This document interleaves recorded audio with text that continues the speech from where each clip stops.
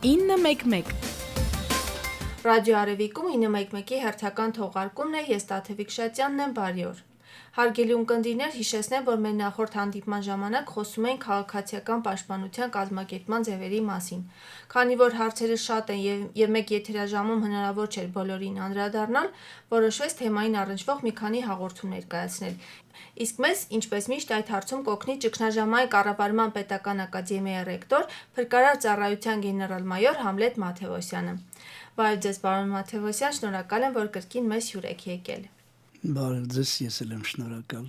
Ինչպես պայմանավորվել էինք, այսօր խոսելու ենք քաղաքապաշտպանության նախապատրաստական եւ հիմնական միջոցառումների մասին։ Իսկ դուք, սիրելի ունկնդիրներ, հարցերի դեպքում կարող եք կամ զանգահարել 091 75 03 42 հեռախոսահամարով կամ ուղղակի գրել Ռադիո Արևիկի Facebook-յան էջին։ Պարոն գեներալ, սկսենք քաղաքապաշտպանության նախապատրաստական միջոցառումներից, որ ուժերն են զբաղվում քաղաքապաշտպանության հարցերով եւ ինչպես են նրանք կազմավորվում։ Քաղաքապաշտպանության հարցերով շատ ուժեր են զբաղվում են եւ այն ուժերը, որոնք գտնվում են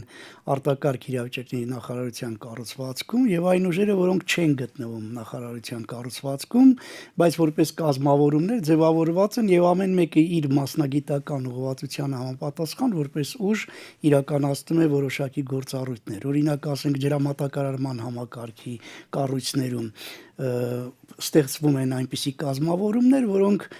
ջրամատակարարման վթարի դեպքում կարող են պարզապես վերանորոգել եւ դրանք նույնպես ուժեր են, որոնք վերանորոգման վերականգնագնույնը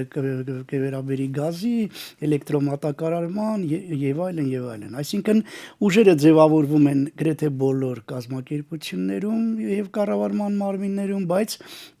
կան նաեւ ուժեր, որոնք գործում են անմիջապես արտակարգ իրավիճակների նախարարության ենթակայության տակ, դրանք հիմնականում փրկարարական ուժերն են եւ քաղաքացիական պաշտպանության կազմավորումները։ Նախապատրաստական ինչ աշխատանքներ են իրականացնում քաղաքապաշտպանության ուժերը։ Տեսեք, նախ քաղաքացիական պաշտպանության ուժերը մենք ասենք թե որոնք են, դրանք փրկարարական ուժերն են, դրանք արտակարգ նախարարության կառուցվածքում գործող քաղաքացիական պաշտպանության ստորաբաժանումներն են եւ այլ կառույցներում գործող քաղաքացիական պաշտպանության կազմավորումները։ Փաստորեն ուժերը բազմաբնույթ են։ Օրինակ, ասենք թե առողջապահության նախարարությունում կարող են լինել բժշկական կազմավորումներ, որոնք որ իրականացնում են բուժօգնություն վիրավորներին։ Դրանք բժշկական կազմավորումներ են։ Օրինակ, ասենք ոստիկանությունը կարող է ունենալ հասարակական կարգի պահպանման կազմավորումներ, որը նման պայմաններում իրականացնում է հասարակական կարգի պաշտպանությունը։ Բայց արտակարգ իրավիճակների նախարարության կառուցվածքում գործող փրկարարական ուժերը բնականաբար արդեն մասնագիտացված ուժեր են, որոնք կարող են գործել տարբեր պայմաններում փրկարարական աշխատանքների կատարմանը եւ ղեկավարել այդ աշխատանքները։ Իսկ քաղաքացիական պաշտպանության ստորաբաժանումները նախատեսված են հատուկ աշխատանքներ կատարելու համար։ Օրինակ, ասենք թե պատերազմի ժամանակ ականներ կան, որոնք պայթած չեն կամ ականապատված են տարածքները, ապա այս ուժերը զբաղված են ականազերծման աշխատանքներով, որոնք որ հետագայում բնակչության անվտանգությունը կապահովեն։ Որպես օրինակ եմ էլի բերում այս ուղղությունը, իհարկե բազմաթիվ ուղղություններ կան, դրանցից մեկը այդ ականապատված տարածքներում ականազերծման աշխատանքների կատարումն է, բայց հումանիտար ականազերծման, ոչ թե պատերազմական բաներում, այլ հումանիտար, այսինքն որը որ բնակչին կարող է վնասել, այդ ականազերծման աշխատանքները կատարում են այդ ուժերը։ Բնակչության հետ նույնպես նախապատրաստական եւ իրազեկման աշխատանքներ են տարվում, ովքեր են զբաղվում այդ հարցերով։ Ովքեր պետք է զբաղվեն եւ ովքեր են զբաղվում։ Պետք է զբաղվեն բոլորը գրեթե։ Հիմնականում զանգվածային լրատվամիջոցները, որոնք որ բնակչության լայն շերտերի համար կարող են որոշակի տեղեկություններ տալ, կրթական համակարգը, անկախ նրանից, թե այդ կրթօջախը որ կառուցվածքի մեջ է մտնում։ Մենք ունենք ուժային կառուցվածքների ենթակա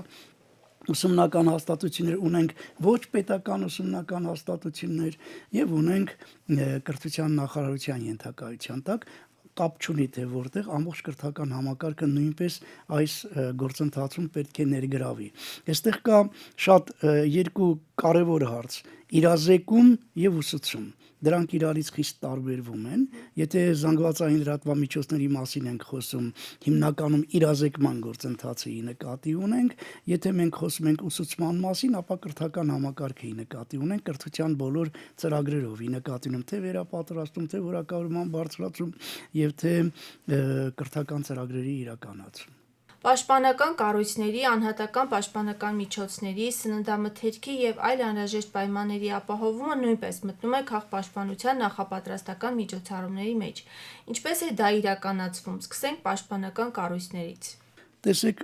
երբ մենք խոսում ենք պաշտպանական կառույցների մասին, կարծում եմ մենք իրենց վերաբերյալ մեկ առանցին հաղորդում կունենանք, որտեղ կպատմենք դրա մասին։ Պաշտպանական կառույցները բազմաբնույթ են, պետք է իմանալ, թե տվյալ տարածքում ինչպիսի պաշտպանական կառույցներ կան, թաքստոցներ կլինեն դրանք, պարզագույն թաքստոցներ, թե հակաճառագայթային թաքստոցներ, նկուղներ եւ այլն, ամբողջը պետք է ամրագրվի։ Ամրագրվի, ինչ է դա նշանակում, բնակիչը պետք է ամրակցված լինի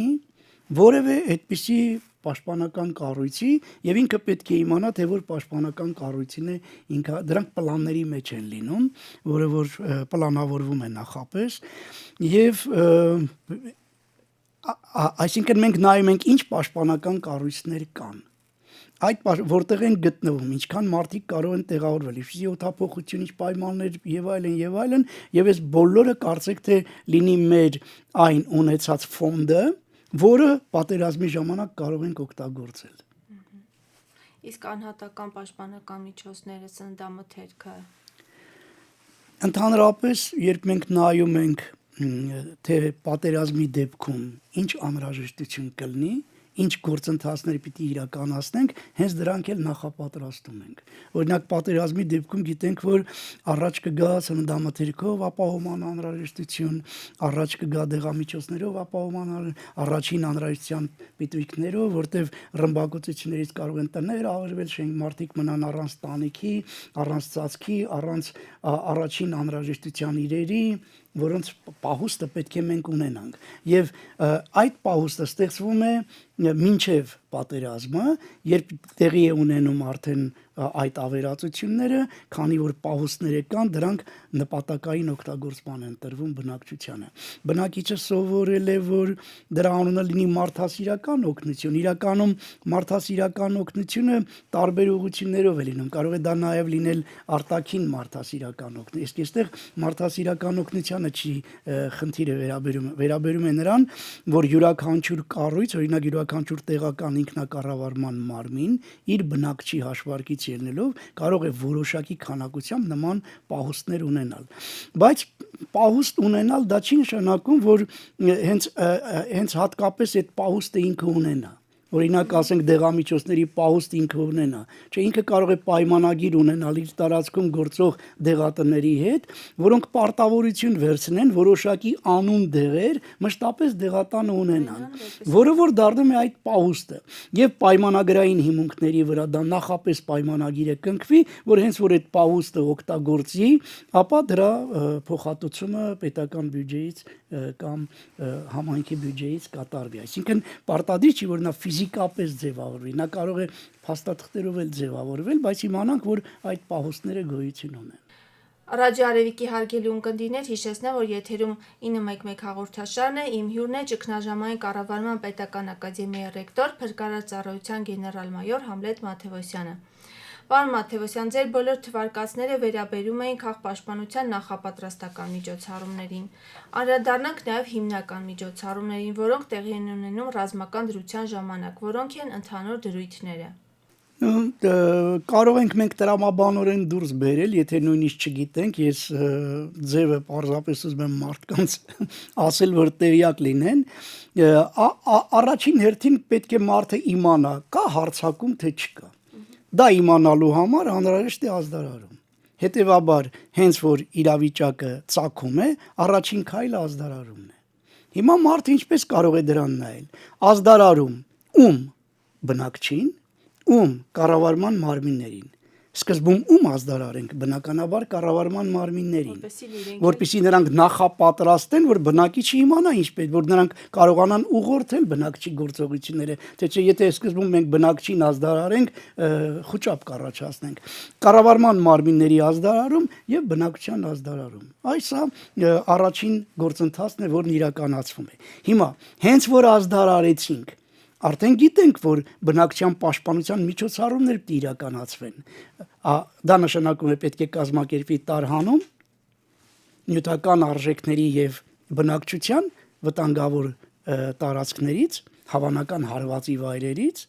պետք է իրականացվի պատասպարում, այսինքն իջնեն նկուղներ, պաշտպանական այդպիսի տարբեր կառույցներ պատասպարվելու համար եւ երբ հարձակումը անցնի, նորից կարող են անցնել իրենց ամենօրյա գործունեությանը եւ երրորդ ուղղությունը անհատական պաշտպանական միջոցներով ապահովում։ Օրինակ եթե ճառագայթային արտանետումներ լինեն, բնականաբար համապատասխան հակագազեր պետք է տրվի, որ մարդը չճառագայթահարվի։ Այսինքն մի կողմից շնչառական եւ մաշկի պաշտպանության, շնչառական մաշկի պաշտպանության համար օգտագործվող այդ միջոցները, մյուս կողմից ապաստարանները, պատասպարանները, թաքստոցները, հակաճառագայթային թաքստոցները, պարզագույն թաքստոցները եւ այլն եւ այլն։ Այս ամբողջ ֆոնդի կիրառման մասին է։ Սա հերթականություն էլի, որ այս հերթականությամբ գանք։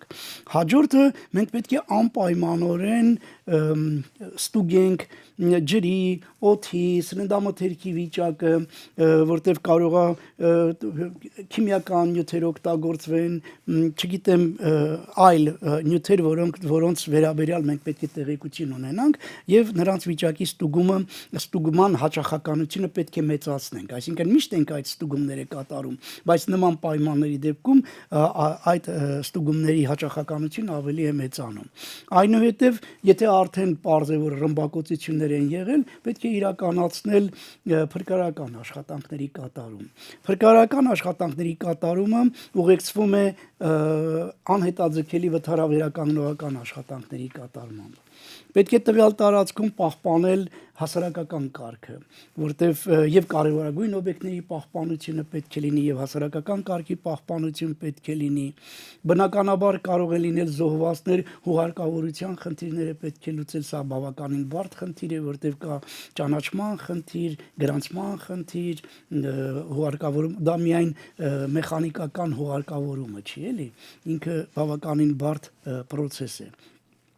Այնուհետև կլինեն վիրավորներ, հետևաբար բժշկական ապահովում պետք է իրականացվի, ռմբակոծություններից կլինեն հաստատ հրդեհներ, հետևաբար հակահրդեհային միջոցառումներ պետք է իրականացվեն։ Պատկերացրեցիք, չէ, այն բոլոր գործողությունները, որոնք նպատակաուղղված են մարդու պաշտպանությանը։ Այն, ինչը մենք հիմա ասում ենք, որ պետք է իրականացվեն, այս ամենը նախապատրաստվում է մինչև պատերազմը։ Դառնում է բոլորի կատարման համար հիմքերի ձևավորում։ Օրինակ, ասում ենք պետք է ազդարարել։ Որպեսզի ազդարարենք, խաղաղ պայմաններում պետք է ստեղծենք ազդարարման համակարգ։ Որպեսզի կառավարենք, խաղաղ պայմաններում պետք է ստեղծենք այնպիսի կառավարման կետեր, որոնք հագեցված լինեն կապի միջոցներով, ինֆորմացիայի հետ աշխատելու միջոցներով, համակարգիչներ եւ այլն եւ այլն։ Ահա սա մի բանալի է, որով մարդը կարող է այս երկու միջոցառումները միմյանցից տարբերել։ Ասում ենք ապաստարաններում հենց որ եղավ մենք ազդարարեցինք, մարդը պետք է գնա ապաստարան։ Այդ ապաստարանի նախապատրաստումը իրականացվում է մինչև հարցակումը։ Դրանով են նրանք իրարից տարբերում։ Այն բոլոր գործընթացները, որոնք մենք իրականացնում ենք օպերատիվ իրավիճակներում, դրանք նախապատրաստում ենք մինչ այդ։ Մենք ասում ենք իրականացնել փրկարարական աշխատանքներ, բայց փրկարարական ուժերը ստեղծում ենք նախապես։ Հետևաբար փրկարարական ուժերի ստեղծումը նախապատրաստական աշխատանք է։ Փրկարարական աշխատանքի կատարումը արդեն տվյալ դեպքում այն հիմնական միջոցառումն է, որը իրականացվում է։ Մի քանի կետի կուզենայի առանձին անդրադառնանք տարհանում, նյութական արժեքների պահպանում, պատասպարում։ Տարհանումը ընդհանրապես կանոնակարգվում է կառավարության որոշումներով, համապատասխան նա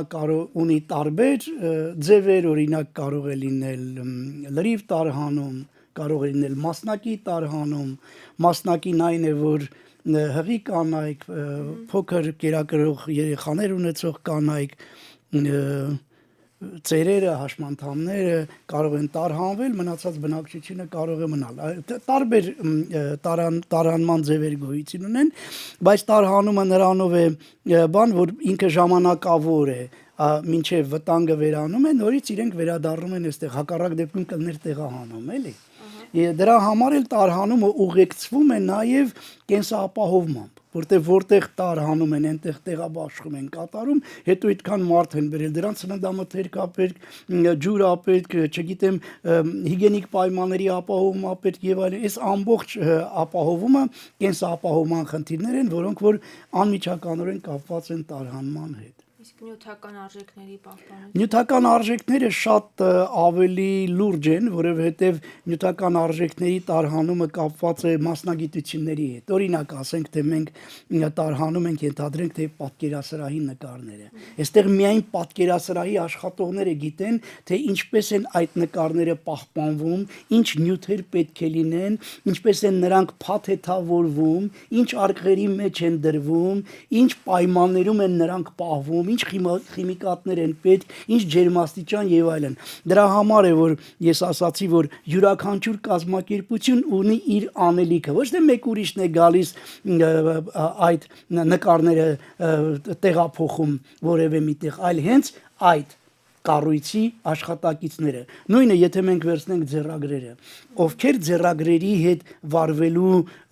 կուլտուրա ունեն, նրանք ովքեր այդ կառույցում աշխատում են։ Հետևաբար նրանց տարհանման խնդիրը հենց այդ կառույցի խնդիրն է։ Դրա համար էլ ասացի, որ յուրաքանչյուր կառույց ունենում է իր կազմավորումը, իրեն ուժերը ունի։ Տվյալ դեպքում այն ուժերն են, որոնք փաթեթավորում են, տեղափոխում են, դասավորում են, պայմաններ են ստեղծում։ Ահա այսպես է իրականացվում նյութական արժեքների տարհանումը։ Ռադիո Արևիկի հարգելի ունկնդիրներ, հիշեցնեմ, որ եթերում 911 հաղորդաշարն է, իմ հյուրն է ճգնաժամային կառավարման պետական ակադեմիայի ռեկտոր, փրկարար ծառայության գեներալ-մայոր Համլետ Մաթևոսյանը։ Իսկ որոնք են քաղաքապաշտպանության անհետաձգելի համարվող միջոցառումները։ Անհետաձգելի ընդհանրապես անհետաձգելի համարվում են այն միջոցառումները, որոնք խոչընդոտում են մարդկանց որոնելուն եւ մարդկանց փրկելուն։ Այն ամենը, ինչը խոչընդոտում է, որ մարդկանց կարողանաս որոնել, գտնել եւ նրանց փրկել, փլատակներից հանել եւ այլն, այս բոլորի կատարումը անհետաձգելի աշխատանքների մեջ է մտնում։ Անհետաձգելի վթարավերականգնողական, դա նշանակում է, որ դու վթարը վերացնում ես, վերականգնում ես, բայց ինքը վերջնական չի, դա դու ժամանակավոր սխեմաներով ես անում։ Օրինակ ասենք, չկա էլեկտրոէներգիա, լույս է պետք որ լուսավորես, դու կարող ես լուսավորում օգտագործել կամ վերցնել քո դիզել գեներատորը միացնել, տալ էլեկտրական հոսանք, փրկարարը կարողանա փրկարական աշխատանքը կատարել, բայց որ դրանով դու չվերականգնեցիր հոսանքի մատակարարումը։ Ինքը ժամանակավոր սխեմաներով է վերականգնումը իրականացվում, վերջնական վերականգնում, այդ դրանք մտնում են այդ անհետաձգելի վթարավերականգնողական եւ փրկարարական աշխատանքների մեջ։ Ռադիո Արևիկի հարգելի ունկնդիրներ, հիշեցնեմ, որ դուք լսում եք 911 հաղորդաշարը, զրույցը Վարեստ Աթևիկ-Շատյանը, իմ հյուրն է ճգնաժամային կառավարման պետական ակադեմիայի ռեկտոր, փրկարար ծառայության գեներալ-մայոր Համլետ Մաթևոսյանը։ Կհանդիպենք հաջորդ շաբաթ։ 911